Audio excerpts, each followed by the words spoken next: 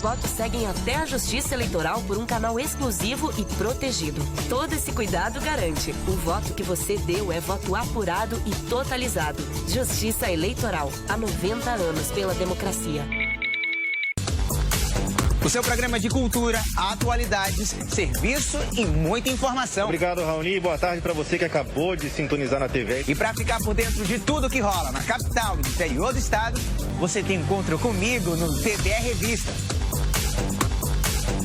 TBE é sua, é nossa, é da Bahia.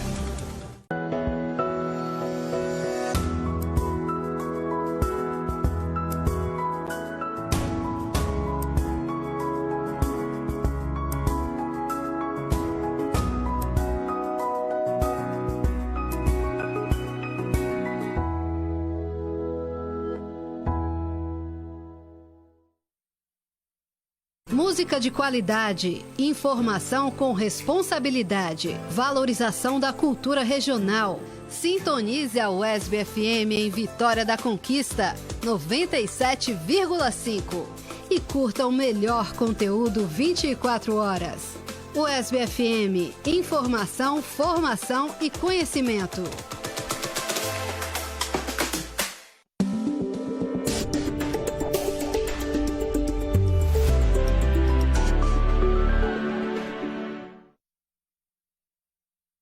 AVC volta a ser uma das principais causas mais comuns de mortes no Brasil.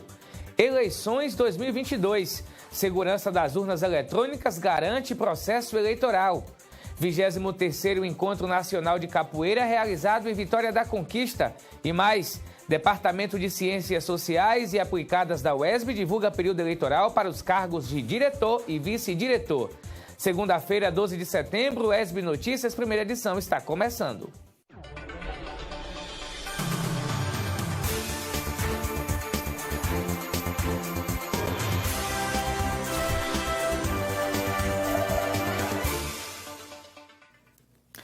Meio-dia e 2, boa tarde, bem-vindo. Já estamos no ar com as principais notícias do sudoeste do estado. Há 26 anos, o Brasil conta com um dos sistemas eleitorais mais seguros e rápidos do mundo. Idealizada e desenvolvida pela Justiça Eleitoral, o modelo do Sistema Eletrônico de Votação desperta a curiosidade e o interesse de diversas nações que vêm até o Brasil para conhecer a nossa tecnologia eleitoral. Esse é um som que a cada 2 anos o brasileiro se acostumou a escutar. E todo esse sistema tecnológico de votação começou a ser utilizado no Brasil há 25 anos, nas eleições de 1996. De lá para cá foram 7 eleições municipais e 5 presidenciais. Diferente de quando as votações eram no papel, nenhuma fraude foi comprovada. Todos os sistemas que são inseridos na urna, eles têm assinatura digital. O que é assinatura digital? Um processo que é feito no TSE, com a participação dos partidos que desejarem e entidades fiscalizadoras. Então, lá no TSE é feita a assinatura digital desses sistemas, que garante que o sistema que está rodando na urna é o sistema que foi desenvolvido pelo TSE e auditado pelos partidos. Ele emite também um hash, que é um resumo digital, mostrando que aqueles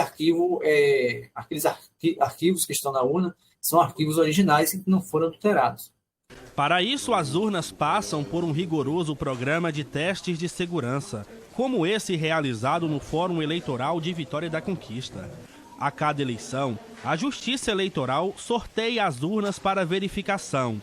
No dia das eleições, em uma cerimônia pública, as urnas sorteadas são submetidas à votação. Os votos são registrados numa cédula de papel e, ao final do dia, comparados com o resultado do boletim de urna. Existem vários momentos que são feitos os testes para aferir a segurança e o teste de funcionamento. O primeiro teste que existe é o chamado TPS, que é o Teste Público de Segurança, que é feito no TSE. O TSE abre um concurso, não chega a ser um concurso, né? Abre um edital para as pessoas que quiserem participar desse teste, são convidados a Polícia Federal, outros órgãos, como a CGU, universidades, e todas as pessoas que se identificarem como especialistas em TI podem participar e tentar burlar as barreiras de segurança que existem na urna. Isso é feito há muitos anos já, eu não me lembro o primeiro ano, acho que foi 2009, mas ninguém nunca conseguiu alterar um voto ou descobrir quem votou em quem. Outra camada de proteção da urna eletrônica é que ela não é ligada a nenhuma rede de computador ou de internet. Segundo o Tribunal Superior Eleitoral, a urna utiliza o que há de mais moderno quanto à tecnologia de criptografia, assinatura digital e resumo digital.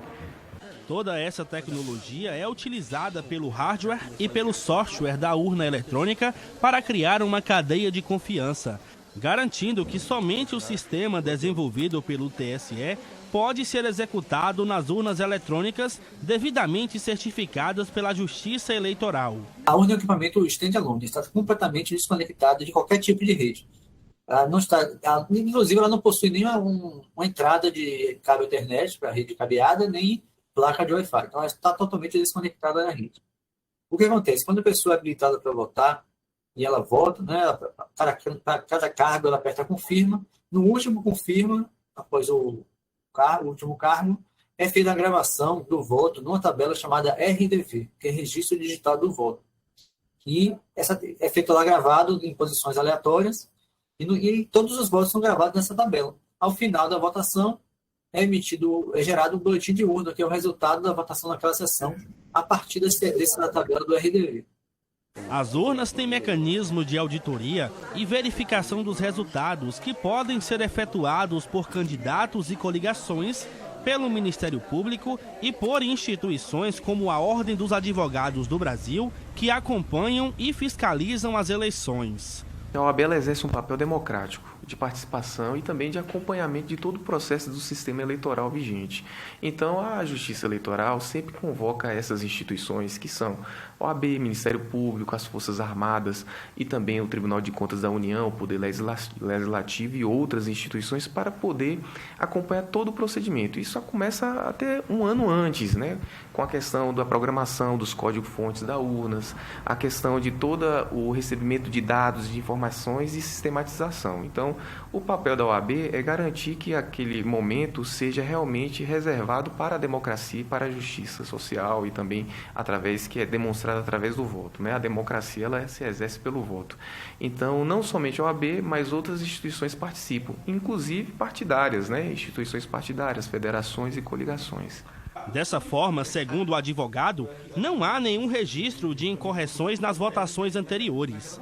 E mais uma vez, nas eleições de 2022, os mais de 156 milhões de eleitores vão eleger seus representantes com segurança e sigilo. Durante todo esse processo de sistema eletrônico, né, de votação, essa urna eletrônica, a OAB nunca identificou nenhuma inconsistência, nenhuma irregularidade.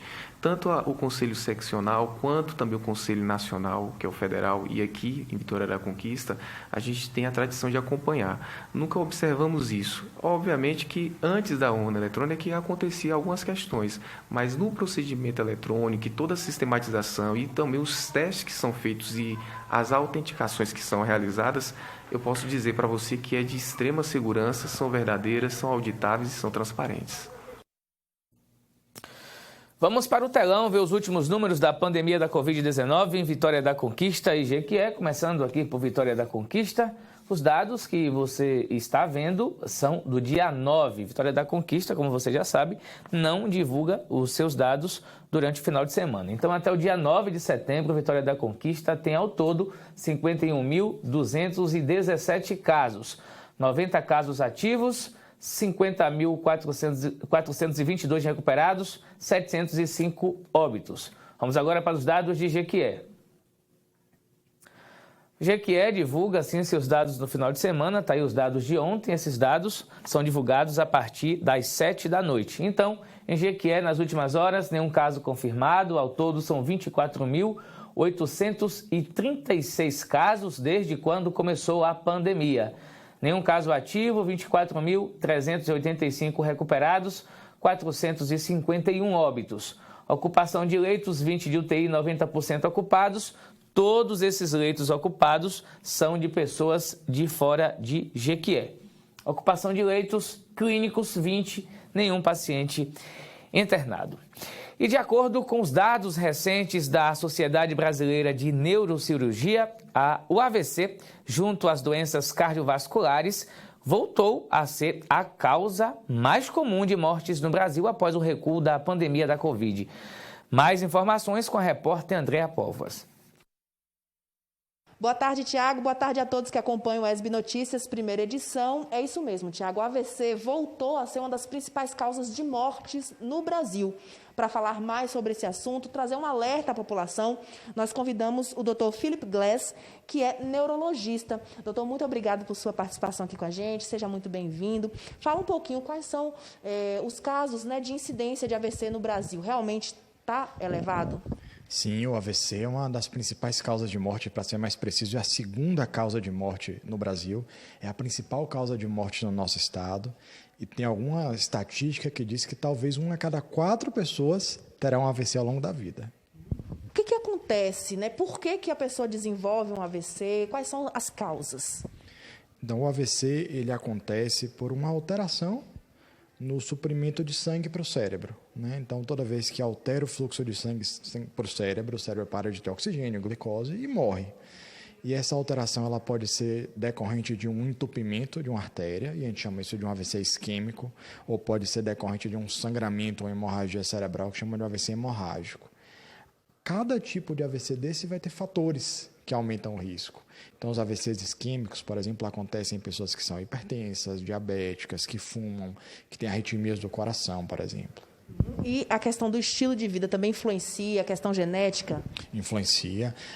Os hábitos de vida saudáveis para proteger do AVC, eles são muito semelhantes ao que a gente já preconiza para proteger de outras doenças chamadas cardiovasculares, por exemplo, infarto, etc. Então, os hábitos de praticar atividade física, não fumar, não ter obesidade, se alimentar bem, evitar gorduras saturadas, tratar o diabetes, são fundamentais também para a prevenção do AVC. Além do óbito, né, que é um problema assim, muito ruim para o AVC, tem também a questão de deixar a pessoa incapacitada quando ela não morre. Isso é uma regra? Existem exceções? Existem exceções. Como você bem falou, o AVC é uma causa importante de morte e de incapacidade. Muitas pessoas ficam limitadas para o resto da vida, deixam de trabalhar, deixam de ter uma vida independente. Daí a fundamental importância do que a gente falou, da prevenção, do tratamento dos fatores de risco. Mas nem todas as pessoas vão ficar assim. Muitos indivíduos que têm um AVC podem voltar a ter uma vida normal. E a chance de desenvolver sequelas vai depender de uma série de fatores. Então, por exemplo, qual o tamanho do AVC, qual foi a parte do cérebro que foi afetada, qual a idade da pessoa. A gente sabe que essa capacidade do cérebro de se reorganizar, que a gente chama de plasticidade cerebral, é maior em indivíduos jovens. E também da qualidade da reabilitação.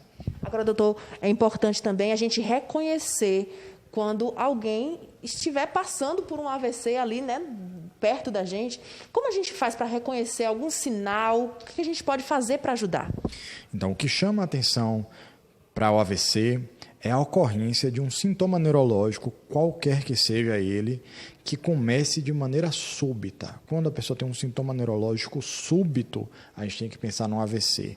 Então, a dificuldade súbita para falar, a alteração súbita da consciência, a perda de consciência, a alteração súbita do campo visual, da capacidade de enxergar, a alteração súbita da força muscular, a fraqueza de um lado do corpo, a dormência de um lado do corpo, a alteração do equilíbrio. Todas essas coisas que começam de uma hora para outra, a gente tem que pensar na possibilidade de um AVC. E é importante esse tempo de socorro, né? E o tempo de tratamento também. É fundamental, porque o nosso cérebro ele não tem uma capacidade de crescer de novo. Aquele cérebro que morre, ele morre. A pessoa melhora porque a gente se readapta. Então, o tratamento que existe para o AVC, que a gente chama na fase aguda, quando acontece o AVC, o objetivo dele é desentupir aquela artéria que está impedindo o fluxo de sangue para o cérebro, para evitar que o cérebro morra. E o tempo para que isso seja feito é muito curto. Para se ter ideia, da hora que o sintoma começa até a hora que o remédio está fazendo efeito no corpo da pessoa, a gente tem no máximo 4 horas e meia. Então, cada minuto é importante. A gente fala que tempo é cérebro.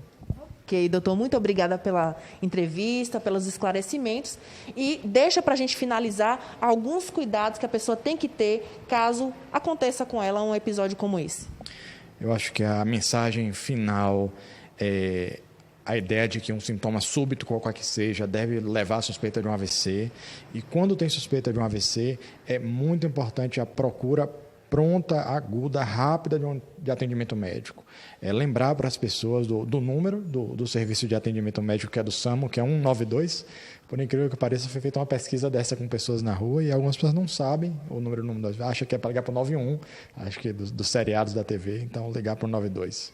Ok, doutor, muito obrigada mais uma vez. É isso aí, a gente tem que se prevenir e também estar atento às pessoas, né, da nossa família, do nosso entorno, que podem passar por um problema como esse. Tiago, eu volto com você no estúdio.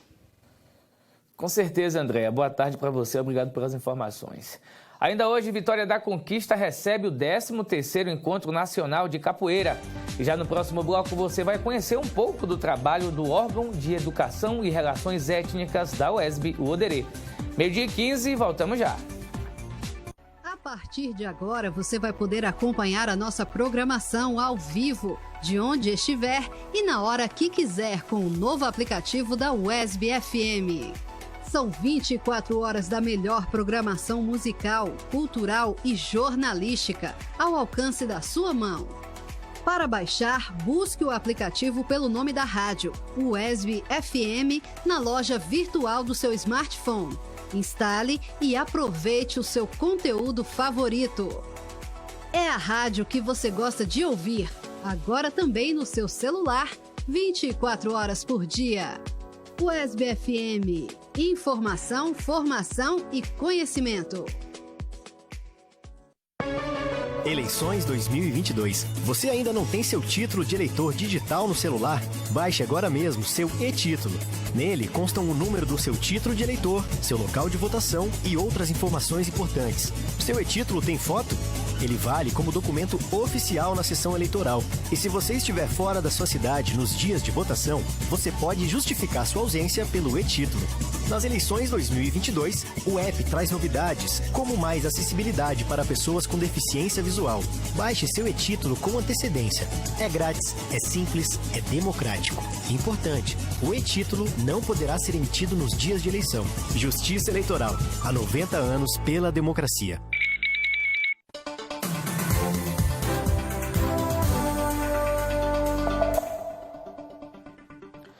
Meio-dia 17, estamos de volta ao vivo. Vamos fazer agora um giro e trazer para você as principais notícias do dia com Cristiane Santana. Boa tarde, Cris.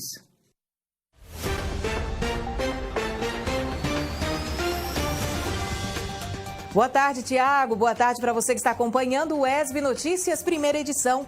Vamos começar com um giro de notícias desta segunda-feira, dia 12 de setembro. E a Secretaria Municipal de Saúde retomou hoje a vacinação contra a Covid-19 com todas as doses disponíveis para todos os públicos. É importante ficar atento às datas de retorno no cartão de vacina. A segunda dose da Pfizer, Fiocruz e Coronavac será para as pessoas com retorno agendado até o dia 13 de setembro. A terceira dose para adultos e adolescentes que tomaram as duas doses anteriores até o dia 12 de maio. E a quarta dose para adultos a partir de 28 anos, imunossuprimidos maiores de 18 anos e trabalhadores da saúde com intervalo de 4 meses da terceira dose. O segundo reforço, que é a quinta dose, está disponível apenas para os imunossuprimidos que tenham tomado o primeiro reforço, a quarta dose, há 4 meses. Para conferir os locais de vacinação, é só acessar o site pmvc.ba.gov.br. E neste fim de semana, a Brigada de Incêndio da Secretaria Municipal de Meio Ambiente atuou em diferentes locais atingidos pelo fogo. Os focos foram percebidos pela equipe de brigadistas enquanto fazia rondas no perímetro urbano de Vitória da Conquista. Entre os locais atingidos pelo fogo estão trechos da Lagoa das Bateias, Serra do Periperi e áreas localizadas nas proximidades do supermercado Açaí, na UB6, e saída para Itambé. De acordo com a Secretaria Municipal de Meio Ambiente, as queimadas deste tipo ocorrem devido à ação humana e aumentam com a baixa umidade do ar, o tempo quente e seco e com os ventos fortes que propagam os focos com maior facilidade e rapidez. Ainda segundo a Secretaria, a Lei número 2.671, publicada no último dia 29 de agosto, proíbe queimadas em áreas urbanas e suburbanas do município, inclusive como método para facilitar a capina ou a limpeza de terrenos. O infrator pode sofrer multa administrativa e ser chamado a reparar os danos causados, além de responder a processos criminais. Para comunicar focos de incêndio, a população pode entrar em contato com o Corpo de Bombeiros através do 193. E de 27 a 29 de setembro, a Universidade Estadual do Sudoeste da Bahia realiza, em parceria com o Serviço Brasileiro de Apoio às Micro e Pequenas Empresas, o Circuito Educação Empreendedora.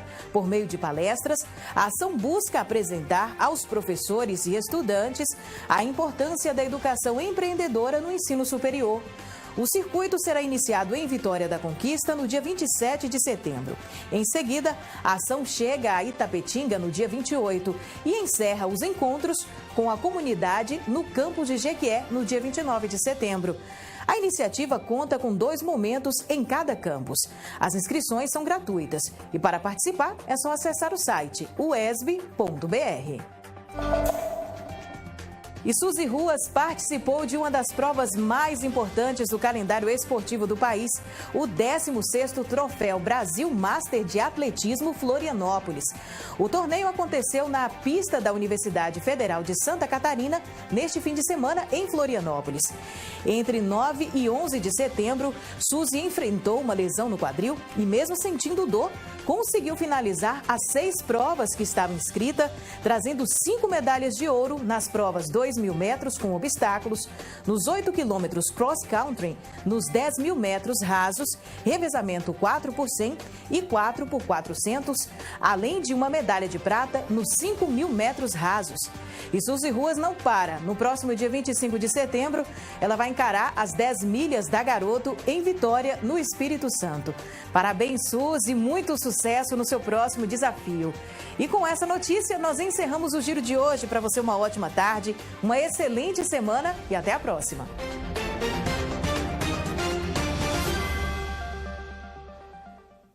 Obrigado, Cris. É isso aí, a Suzy Ruas causando, hein?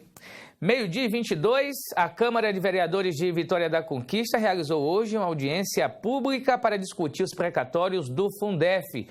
Vamos falar ao vivo com o repórter Gabriel Pires, que vai trazer as informações para a gente dessa audiência e também explicar, falar como é que está o andamento do pagamento desses precatórios para os professores. Gabriel, boa tarde, bem-vindo.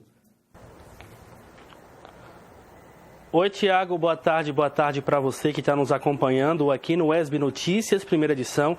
A audiência foi realizada na Câmara de Vereadores na manhã desta segunda-feira. Os precatórios do Fundef devem ser pagos aos professores, profissionais da educação, aposentados e herdeiros das pessoas que atuaram na educação do Brasil entre 1997 e 2006, período em que o Fundef existiu como fundo de financiamento da educação do país. Sobre este assunto, a gente vai conversar agora com o vereador que propôs a audiência, o Valdemir Dias. Vereador, essa audiência contou com a participação de sindicatos, representantes da sociedade civil, para discutir a destinação desses valores do precatório. Boa tarde. Boa tarde a todos. Realmente nós provocamos essa audiência pública porque o município de Vitória da Conquista já está atrasado em relação a esses precatórios. Nós temos o governo do estado que já inclusive mandou a proposta de lei para a Assembleia Legislativa da Bahia para aprovação já dos pagamentos para os profissionais do estado. Temos alguns municípios da Bahia, como Ilhéus, Igaporã, Amado de Deus, que também já estão recebendo. E o município de Vitória da Conquista precisa startar, precisa tomar pé da situação. Já existe o processo do município de Vitória da Conquista já está lá, mas está suspenso. E agora, por essa semana, recebemos a comunicação hoje na audiência pública que agora, dia 8, o município ingressou com pedido de continuação do processo para que dê continuidade ao recebimento desses precatórios, necessário para nossos profissionais da educação, bem como para o investimento em infraestrutura da educação do nosso município. Como o senhor destacou, né, esse valor ele deve ser utilizado para investimento em infraestrutura, em materiais e também para o pagamento desses profissionais que atuaram, né, uma grande verba que pode entrar nos cofres do município. Com certeza, por isso que é a nossa luta. Para vocês terem uma ideia, antes, sem atualizar, né, o valor está em mais de 360 milhões. Podendo atualizar, ultrapassar 500 milhões. Ou seja, 60% desse recurso será para pagamento, né, das pessoas, dos profissionais, e 40% para investimento em infraestrutura, né, das escolas, bem como construção de creches, escolas, equipamentos, investimento em tecnologia, enfim, é um recurso que vai movimentar toda a nossa cidade. Afinal, é um recurso que pode chegar a metade, né, do orçamento anual do município de Vitória da Conquista. Já pensou uma situação dessa? Então, por isso nós estamos convocando os sindicatos, professores para essa audiência pública, né? A prefeitura mandou uma correspondência informando que já tomou pé, que desde 2017 estava parado o processo de Vitória da Conquista para reiniciar essa demanda junto ao judiciário para que seja despachado e os valores sejam depositados e distribuídos na devida proporção. Importante destacar que esses valores do precatório só podem ser utilizados na educação, porque o Fundef, hoje Fundeb, é um fundo destinado justamente a investimentos na educação. O DEF, o antigo Fundef, que tem esses precatórios, né, que foi depois substituído pelo Fundeb, e hoje é o novo Fundeb, né? São fundos, né, que financiam toda a educação. Esses valores, eles têm que ser destinados exclusivamente para a educação. Parte deles para pagamento pessoal e parte deles para investimentos, né, em infraestrutura, como eu falei. Teve algumas prefeituras, Brasil afora, que receberam esses valores e investiram em outras coisas. Então, está sendo até judicializado, está sendo visto isso, que realmente não pode, né? A partir de 2017, houve uma resolução para que esses recursos não fossem da Justiça, para que esses recursos fossem exclusivamente investidos na educação, já que são recursos, o fundo, né, é para a educação. Então, nada mais justo do que ser investido na educação. Não em outras coisas, como foi feito em algumas prefeituras do Brasil afora, investiram em asfalto, em praças, enfim. Então, esse recurso ele é destinado único e exclusivamente para o financiamento da educação. O senhor destacou sobre essa primeira audiência, né, que contou com a participação de sindicatos, profissionais. É importante esse debate evoluir para realmente esse valor ser destinado a quem é de dever. Todo processo judicial ele tem que ter um acompanhamento de perto, né?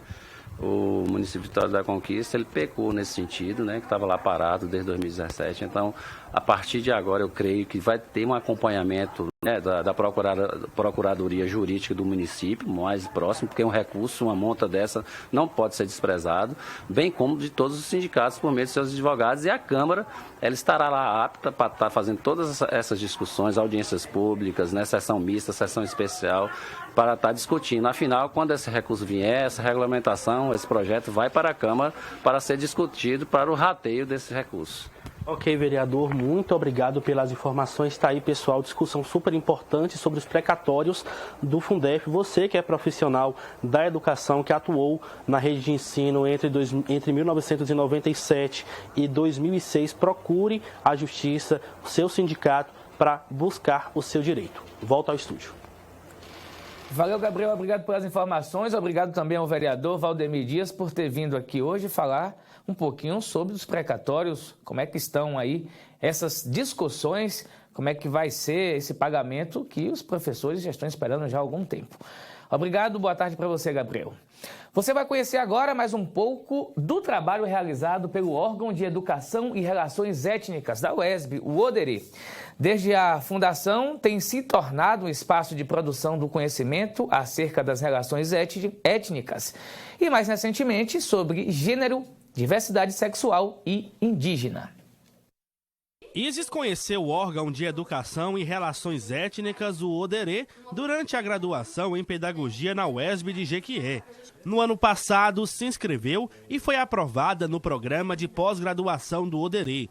E desde então, pesquisa sobre o trabalho das mulheres vassoureiras do quilômetro 4. Trazer as mulheres ao debate acadêmico. Pensar sobre quais mulheres eu deveria falar foi um movimento de olhar para mim.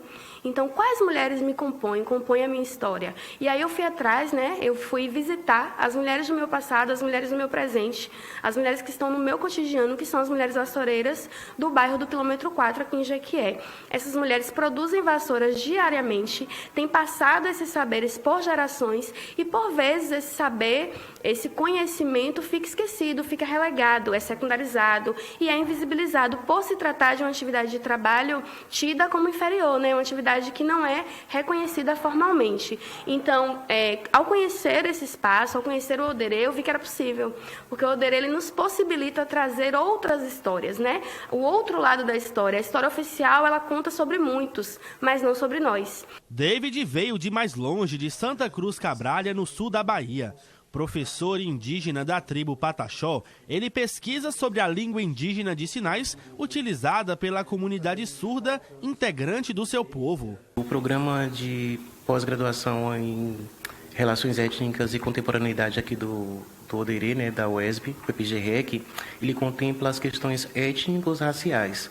E existe esse link das línguas indígenas de sinais, da etnicidade, dentro desse processo, dentro desse programa.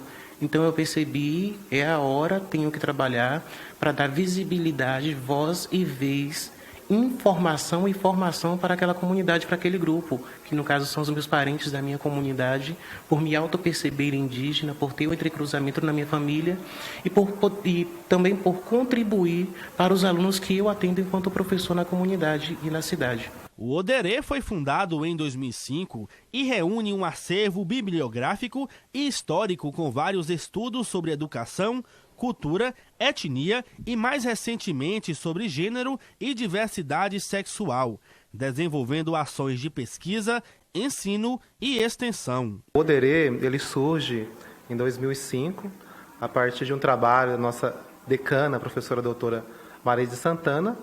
Hoje ela é professora aposentada, mas ela contribui ainda com as atividades do Oderê. Em 2005, né, com o retorno dela do doutorado, nós achamos importante ter um núcleo de estudos, né, sobre as questões da afro-brasileiras, indígenas, e foi quando então se construiu o Oderê, né, que é um NEAB. Hoje ele está como órgão suplementar, porque ele ampliou as suas ações, e além de trabalhar, né, a visibilização e a construção identitária dos povos africanos indígenas, quilombolas, a gente também tem fortalecido muito o debate sobre as questões de gênero e da diversidade sexual. O trabalho é feito junto à comunidade, uma vez que Jequié tem vários remanescentes de quilombo espalhados pela cidade, levando a educação da comunidade para dentro da academia e da academia para mais de 23 municípios da região. A luta, ela continua a partir do momento onde tem um olhar diferenciado para a educação, tanto a educação quilombola como a educação indígena, e que a gente traz esse movimento, essas comunidades, esse quilombo, para dentro da universidade, e demonstra que a educação quilombola, a educação indígena, é uma educação diferenciada. Devido ao seu trabalho na pesquisa, ensino e extensão junto a comunidades tradicionais da região, o Oderê foi classificado em 2018 como órgão suplementar da UESB. Em 18 anos de serviços prestados à sociedade, o Oderê já formou mais de 2.500 alunos.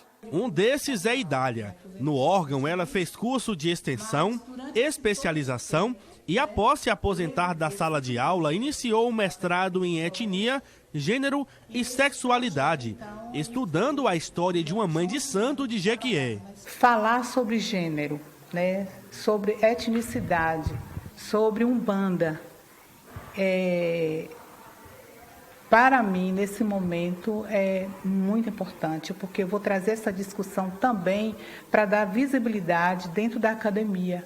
Porque também dentro da academia se desconhece a maioria das pessoas em relação às religiões de matriz africana, em relação à Umbanda, que é uma religião brasileira, né, que ela nasce aqui no Brasil, né, no Rio de Janeiro, mas que ainda sofre, passa não só os líderes, né, de terreiro, mas também todos os partícipes sofrem ainda muito preconceito, muita intolerância. A gente tem a cada dia, né, aglutinado mais ações que fomentam um espaço que nós entendemos que seria um espaço acadêmico e, ao mesmo tempo, um espaço de quilombo, um espaço de resistência.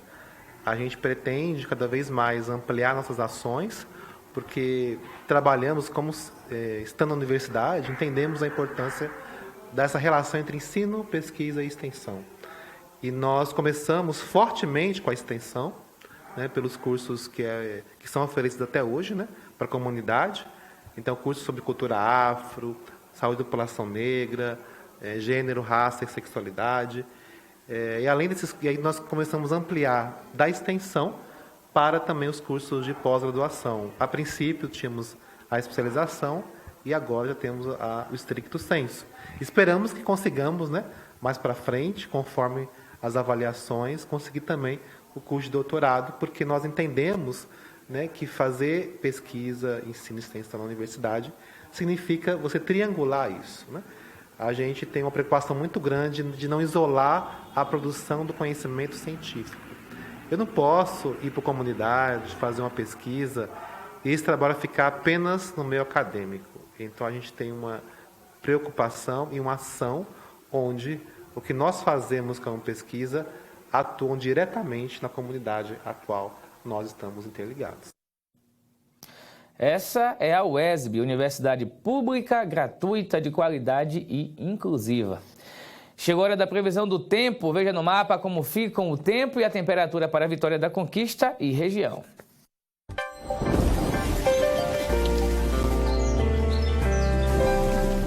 Segunda-feira com céu ensolarado durante todo o dia em Vitória da Conquista. A temperatura mínima é de 13 graus e a máxima de 26 graus.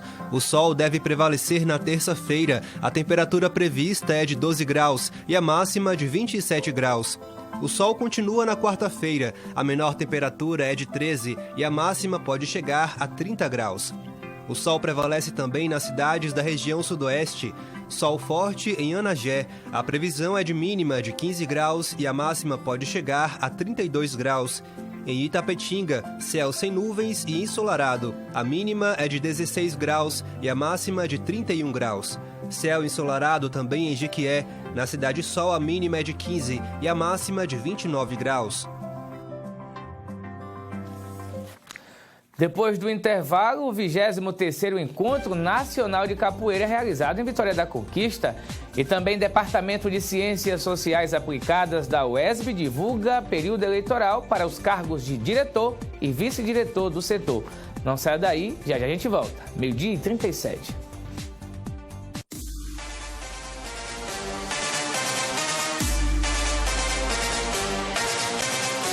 Se ligue, é para você que gosta de aprender.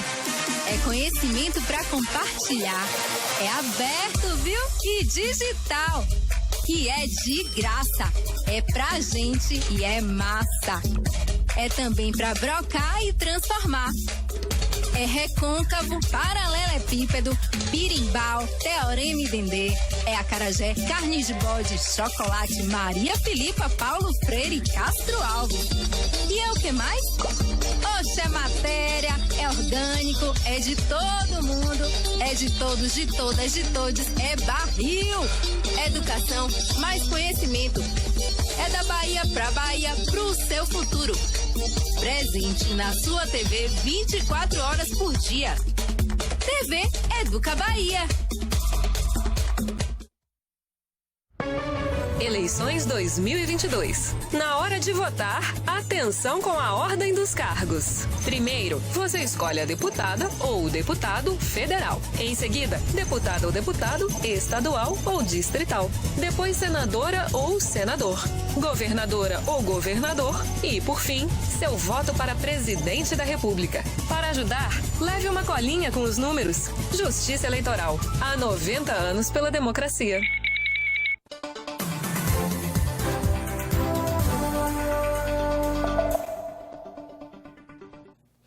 Meio-dia e 39, estamos de volta ao vivo. O Departamento de Ciências Sociais e Aplicadas divulgou o período eleitoral para os cargos de diretor e vice-diretor para o biênio 2020 e 2022. De acordo com o edital de convocação, as inscrições de chapas devem ser realizadas entre os dias 12 e 16 de setembro pelo e-mail Comissão Eleitoral DCA2022@gmail.com. A eleição será realizada de forma presencial e ocorrerá no dia 19 de outubro, das 8 às 21 horas, com a apuração dos resultados no mesmo dia da votação a partir também das 21 horas. Também está disponível para o acesso da comunidade acadêmica o regimento eleitoral, onde todos os documentos relacionados ao pleito podem ser conferidos. Para mais informações, entre em contato diretamente com a Comissão Eleitoral. As informações são da Assessoria de Comunicação da UESB. O assunto agora é esporte. Bahia e Imborés se enfrentaram pelo jogo de volta das quartas de finais do Campeonato Municipal de Futebol Amador, daqui de Vitória da Conquista, organizado pela LCDT. A nossa equipe esteve lá e você vai ver agora como foi. O Imborés entrou em campo com a moral lá em cima. Melhor na fase classificatória, não é qualquer time que consegue uma vantagem de 3-0 em um primeiro encontro da fase mata-mata. A gente trabalhou para o primeiro jogo de mata-mata, respeitando o adversário, e saiu, conseguimos ampliar a vantagem, 3-0. E aí para ter exatamente essa tranquilidade no segundo jogo. Tentando escalar a montanha, o Bahia entrou em campo na bronca. A equipe alega ter sido prejudicada no primeiro encontro entre as equipes. Viemos desmotivados, porque no primeiro jogo, infelizmente, fomos prejudicados pela arbitragem do senhor Rosalvo Mota. Felizmente, 3 pênaltis ele não chegou a dar pra gente, entendeu? E aí perdemos também 3 gols, muita chance de gols no primeiro jogo. Tomamos 2 gols no segundo tempo, em 5 minutos. Fomos prejudicados, a arbitragem conseguiu nos prejudicar. Apesar de tentar a virada, não teve jeito. Embalado pela qualidade de Thiago, o Imborés foi para cima. Antes do jogo chegar aos 25 minutos, o atleta marcou 2 gols. Um deles foi esse golaço.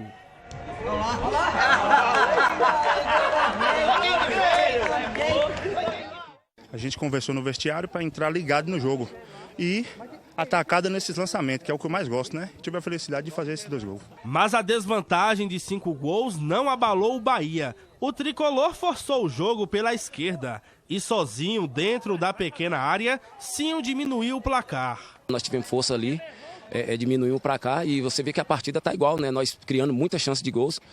Tive a felicidade de passar para Cinho ali, Cinho fez o gol, mas agora nós temos o segundo tempo todo para tentar reverter o placar. O primeiro tempo terminou 2-1 para o Imborés. A equipe, que já tinha uma grande vantagem, ampliou ela ainda mais. Agora vai começar o segundo tempo. Para o Bahia, a vida é muito difícil, mas como no futebol, a esperança é a última que morre, a equipe não desacredita. Como fazer para segurar essa vantagem de 4 gols? Rapaz, nosso time já conversou isso no começo do jogo, entendeu? Só quem tem a perder aqui é nós, entendeu? O outro time praticamente tem que correr atrás. Nosso time tem que estar compactado. Achamos gol, fizemos 2-0, tomamos um gol besta aí que não pode tomar, entendeu? Agora é só sentar, conversar e matar o jogo, entendeu? Dá para tentar um milagre? Vamos tentar. A Bíblia diz que a área do possível está na gente, mas a área do impossível está em Deus, né? Mas a gente vai fazer o possível e deixar a área do impossível para que Deus possa agir para nós. E o Bahia até tentou a reviravolta, marcou 2 gols, venceu a partida por 3-2. Mas a desvantagem era muito grande e deu Imborés por 5-3 no placar agregado. Felicidade em campo e também nas arquibancadas para Nilmara, que é companheira do artilheiro Thiago. Já está, se Deus quiser, indo para a semifinal e vamos chegar na final também e ser campeão. Eu tenho que agradecer muito ela, sempre me acompanha nos jogos e inclusive sempre filma meus gols, né? Espero que ela tenha filmado esse também e ela é minha grande inspiração, minha parceira nesses jogos. E nas semifinais o espírito do Imborés é o mesmo. O time vai enfrentar o Moicana. A gente chegou até aqui com um estilo de jogo, jogar para cima, jogar para frente, e a gente vai manter isso.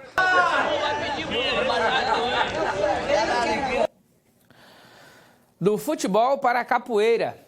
Vitória da Conquista foi sede do 23º Encontro Nacional de Capoeira. A G1 de Preto foi o tema do evento. Acompanhe.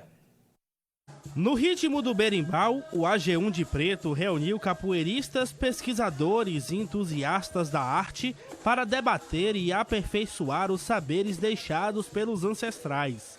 Num grande banquete sobre a expressão cultural, o 23º Encontro Nacional de Capoeira teve como tema a coletividade. Trazer essa memória da nossa ancestralidade no sentido de buscar aquilo que está sendo perdido ao longo desse processo histórico.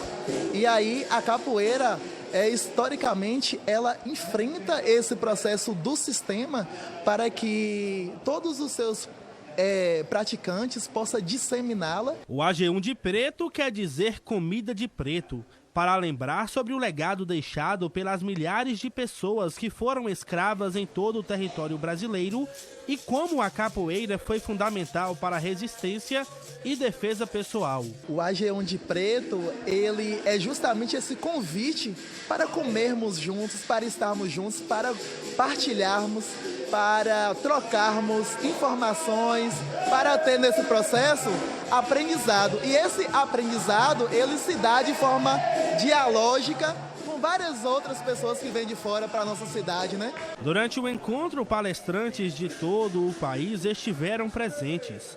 O mestre Manuel Sarará, um dos primeiros de Vitória da Conquista, realizou um treinamento sobre ginga da capoeira. Além da defesa pessoal, né, a saúde também, porque nós que praticamos esse exercício, nós não perdemos nem para natação.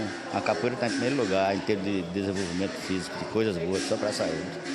Então, nossa finalidade é essa, preservar a saúde e a defesa pessoal e a cultura da capoeira, né? O AG1 também debateu sobre a cultura afro-brasileira, o sofrimento do povo negro que foi escravizado no Brasil, os direitos já conquistados e os direitos ainda a serem buscados. A prática corporal de cada um desses, né, que estão aqui, né, presente, faz com que cada um mostre aquilo que cada um construiu em sua cidade, em seu trabalho pedagógico, né, em seu processo de construção contra esse processo de colonização que vamos sofrendo aí a cada dia.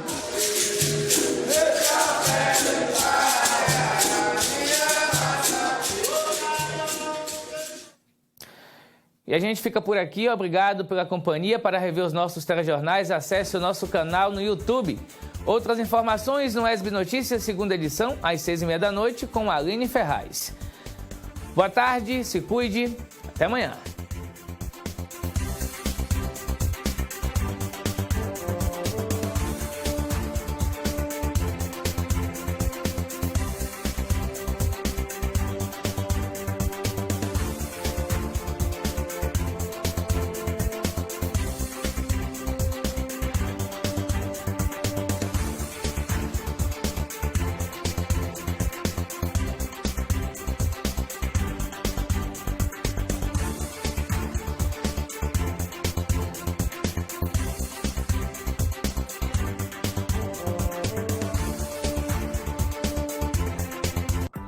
A partir de agora, você acompanha a programação da TVE.